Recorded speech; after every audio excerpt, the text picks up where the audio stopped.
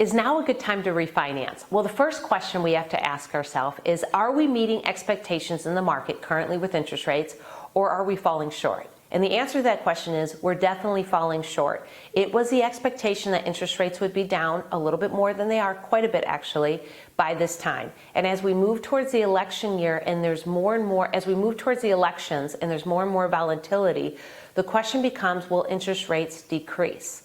Well, some benefits of refinancing should be that you lower your interest rate. Oftentimes you're lowering your payment, maybe you're consolidating debt. You may not be lowering your interest rate, but you're lowering your monthly cash outflow as opposed to what you've been paying so that you can save money monthly.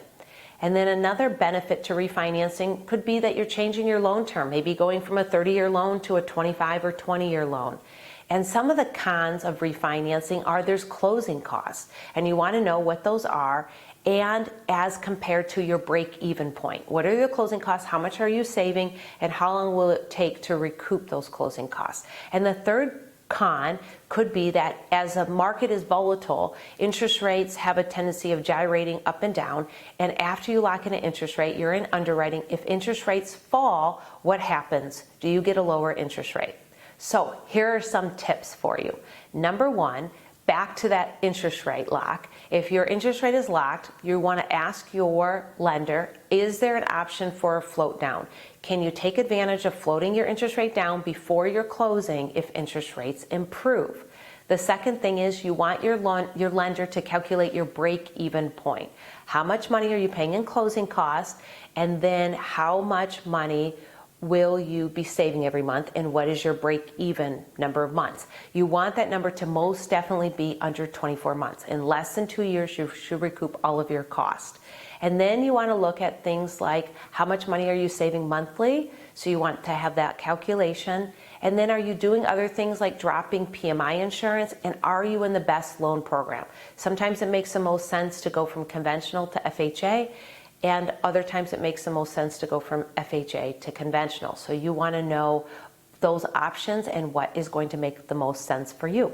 And finally, this tip is there an option for a no closing cost loan? Sometimes if your loan amount is large enough, you can have variable options, such as a no closing cost option, half closing cost, or you pay your regular closing costs. So if possible, you want 2 or 3 of those options so that you can decide what is the best makeup for you.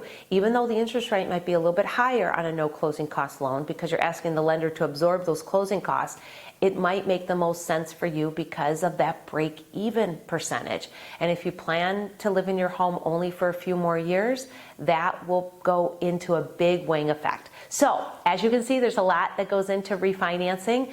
The key is to get ready. If you have a working loan officer that you like and trust, I'd even start by sending in that application and then just watching interest rates, because it's going to get volatile. It already has been volatile between last fall and now. Interest rates have fluctuated by a whole percentage point.